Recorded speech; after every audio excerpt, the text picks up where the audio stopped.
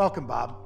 People, I think, are very interested when you work your career, you do a variety of things. How does the world all start? And so, how'd you get here? How'd you get interested in media? I know a little bit about what you studied in school. We'll talk a little bit about that. You weren't always media mogul Bob Iger. In fact, at one point in time, you were anchorman Bob Iger. I didn't even get that far. I was a weatherman. Weatherman. I was going to say you were weatherman Bob Iger. So, you studied, your alma mater is Ithaca College. You've got a liberal arts background. Talk a little bit about kind of your interest in media and how you started down this road. You have to go to a small upstate liberal arts school, right? Something we share in common. We both have that liberal arts background. But it's actually, the New York thing where it's cold and it's snowy, and probably neither of us would make that choice again if we were given the opportunity to go back. And although I love Hamilton College, so I'd like to move Hamilton College to Southern California. No, Hamilton on Broadway. Hamilton on Broadway. That's been very, very good for Hamilton College, by the way. But there's something about a liberal arts education that I think gets you thinking about things in a very, very interesting way. Mm-hmm. And so talk a little bit about how your experience at Ithaca kind of affected you and also kind of set you on this path. It was very clear you had an interest in the media world that really set you on a path to arguably one of the most important positions in the media world broadly. Talk a little bit about the beginning. Well, I'll talk about the beginning, but one thing that's interesting to me, because I often am asked to reflect on what is now a career that's 45 years long, 44 years at ABC and Disney. And to many people, it seems like a straight line. You started here and you went to here. And it isn't that way at all. Yes, it was straight in the sense that I stayed pretty much at one company, but there were many, many twists and turns, and most of them somewhat unpredictable in nature. So I'm where I am today, not really because of a plan, but because of a lot of things, changes in the business, changes in the company that I work for, my own personal growth, my commitment to working hard, my passion for the business, which all fueled, in many respects, my success. But I started out, I went to college specifically to learn about television. I was interested in it in high school. I wanted to be a news anchorman, and I wanted to prepare myself in college to do that, which meant majoring in, then it was called television and radio. Television and radio. Still sounds so old. I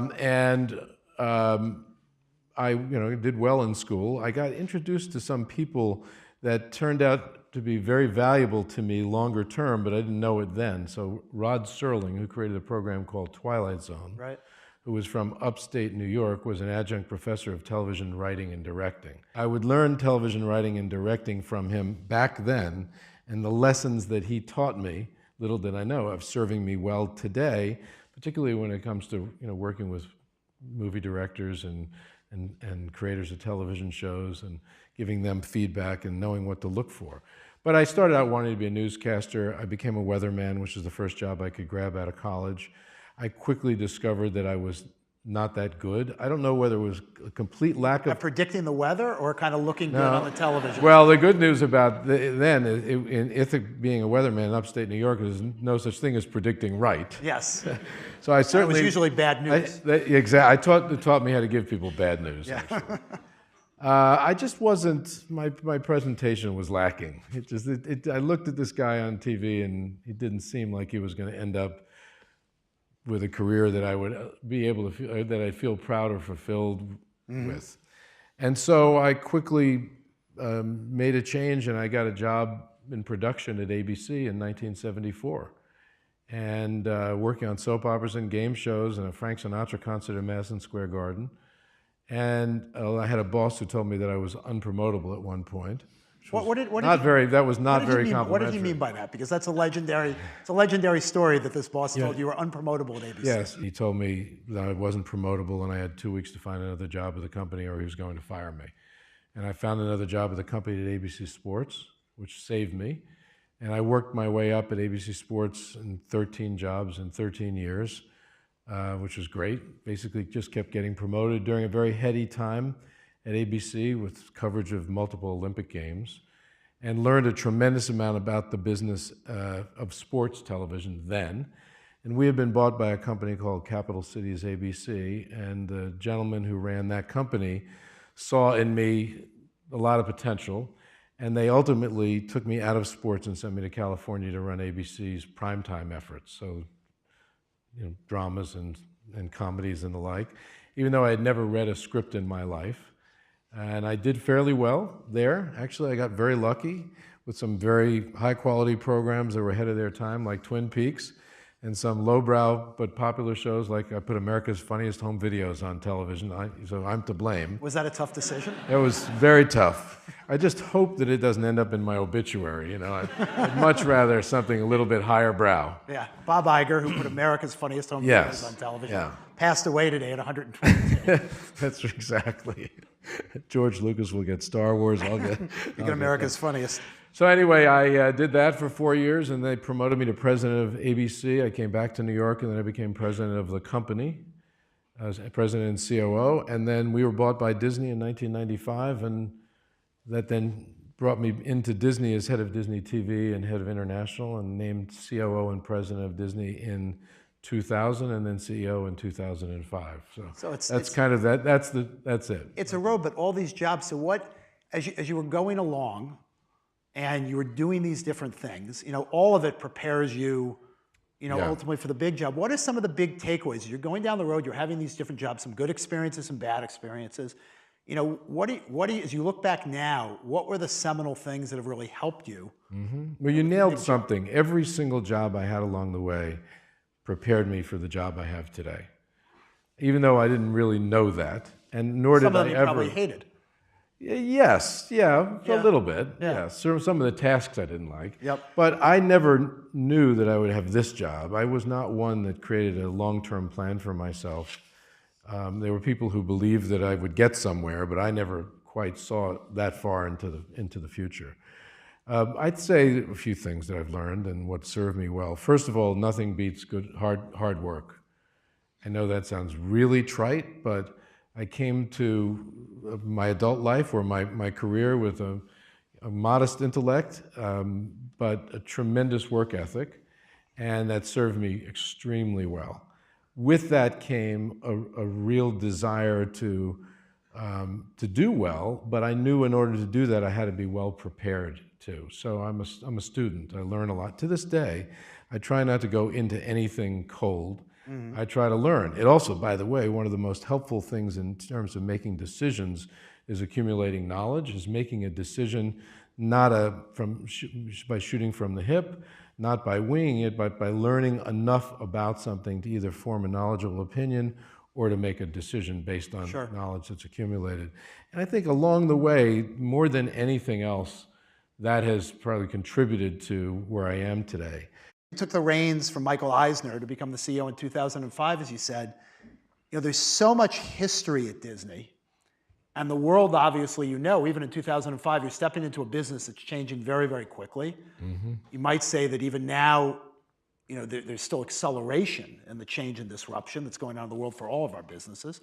Certainly true for yours. Our lives, for sure, everything we do. But as you took that job, how did you think about kind of the history, preserving the history, but also the responsibility to make it your own? Disney, having been founded in 1923 by Walt Disney, still had an abnormal adherence to its legacy, to its heritage, to its past. It was a religion. And what was clear to me is that if that adherence or the reverence that people had within the company for that heritage continued, it would get in the way of innovation.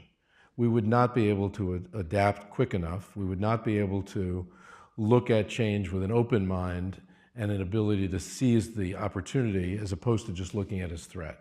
And so I started articulating in the succession process the need to balance heritage with innovation.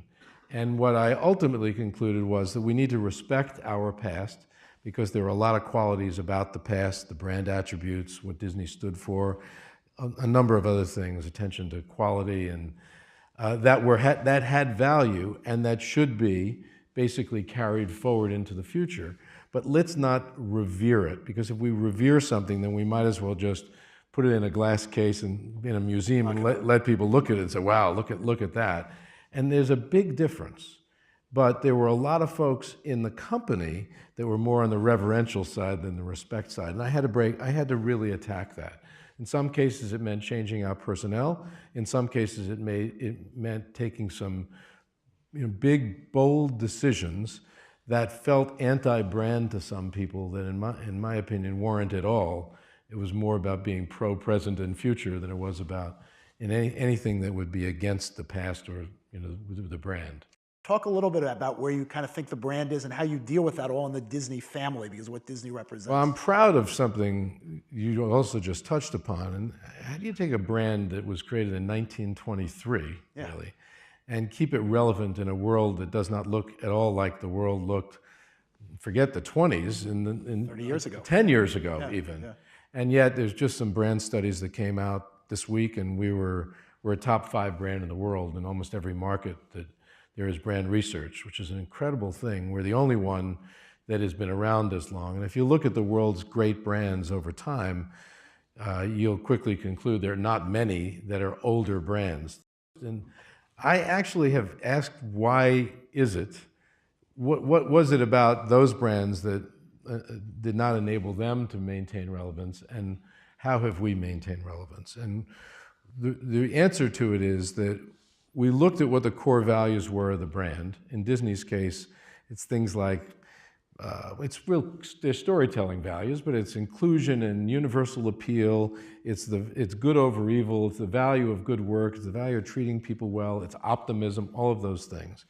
There was no need to really in any way move away from those core brand values, but we had to present them to the world in far more relevant ways. And a lot of brands miss that. Mm-hmm. So what they tend to do is they stray from their core values, and because they believe in order to be relevant, that's what you need to do. It's typically not about that. Yeah. It's about how you present those values to the world. So in our case, the first thing that happened after I became head of the company that was significant was we bought Pixar. Why? There were many reasons, but they were presenting brand values, storytelling values in far more modern, more relevant ways, using computer-generated animation and a look and feel to movies that was far different than what Disney had been known for. We did not change the values at all of Disney or Pixar, for that matter, when we brought them in. We embraced them. What do you remember most about Steve Jobs? What did you learn from Steve Jobs? What do you like about Steve Jobs? What was difficult about Steve Jobs? The difficult side, I did not encounter that much. I was fortunate that he and I had a rapport and struck up both a business and a friendship, a business relationship and a friendship that became very special. And I learned a lot from him in a very brief period of time. First of all, there's a Japanese word, which he didn't teach me, I discovered in a documentary about a sushi chef in Tokyo called shokunin, which is the relentless pursuit of perfection. Mm-hmm. I've never worked with anyone or seen anyone up close that embodied that than Steve Jobs. He believed that perfection, mostly in the product that they created, had incredible value, and that was a core value to Apple, as a for instance. He had talk about guts and the ability to take chances, phenomenal, phenomenal. And the perseverance often required, particularly in the face of tremendous pessimism. He was quite something there. He also had an incredible designer's eye.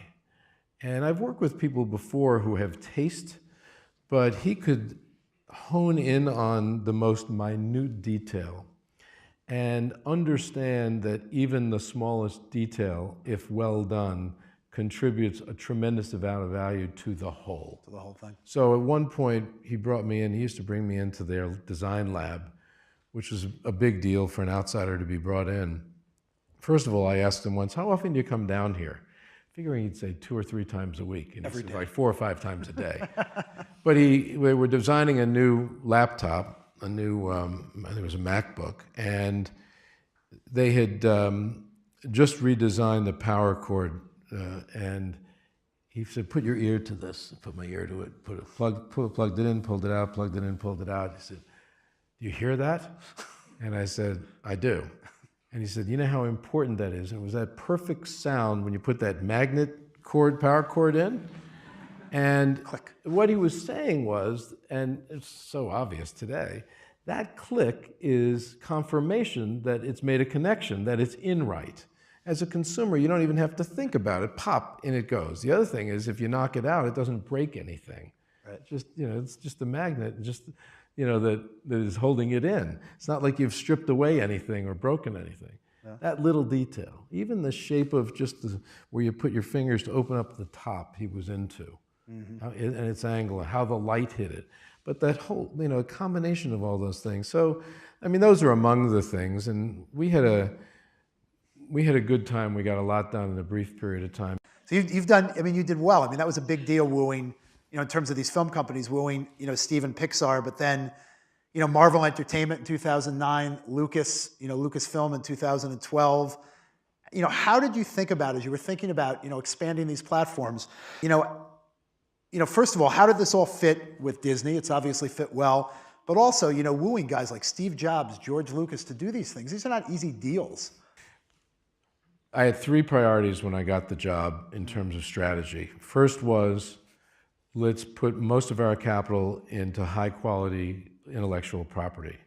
And I felt that because the world was being disrupted, mostly on the distribution front. And I thought no matter what, and I did not have a great look into the future in terms of where it would go, but I knew it was going to change. And I figured that no matter what changes in terms of distribution, nothing's going to beat the power of a high quality story. It will live, and interestingly enough, even Walt Disney in the 50s said something like that. And I believed in brands, in branded storytelling, because I thought that there was going to be a proliferation of storytelling. And the more choice people had, the more important brands would be, because it's a quick way of knowing what something is. If whatever you make with that brand on it embodies the brand attributes. That was the first. The second was use technology to reach people in new and more compelling ways. And the third was grow globally. So Pixar was designed to create the ability to buy more intellectual property and make more, and also use the technology to distribute it or to make it look more relevant, which is what I talked about earlier.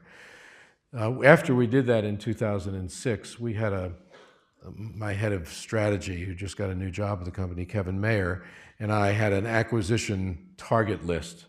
And on the list in 2007 was Marvel and Lucas. As it turns out, 3 years after Pixar, I walked into a person's office in New York, a guy named Ike Perlmutter, who was the controlling shareholder of Marvel. I said, I have an idea about us buying Marvel, and I convinced them that it was not only the right thing to do for the company, but the right thing for the shareholders of Marvel. And then 3 years later, I took George Lucas to breakfast at Disney World. He was there to reopen a Star Wars-based attraction called Star Tours.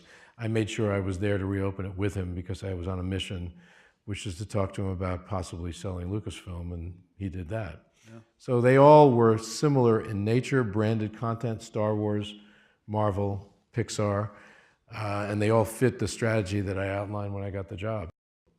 On Marvel, I've got to ask you about Black Panther, which has obviously, become a national phenomenon. Global phenomenon. Pretty amazing. Are you surprised by what's happened? And talk a little bit about the thought process behind this and just kind of the timing, at this moment is just so interesting. But is that a matter of coincidence, or how did this happen? So in the category of my job being a lot of fun, about every quarter, I sit down with the head of our studio, Alan Horn, and the head of Marvel Studios, a man named Kevin Feige, and we discuss projects that are being shot, projects that are being developed, and projects that we may want to develop. It's usually not just the projects or stories or characters. And we sit down and we look at what franchises and characters, and we all do a fair amount of homework. So I'm not familiar with all 7,000, but I have a lot of familiarity. And we talk about what we want to make. And I felt that it was time for Marvel storytelling to much better reflect the world we were doing business in. I'm a big believer in that, whether you call it diversity or inclusion.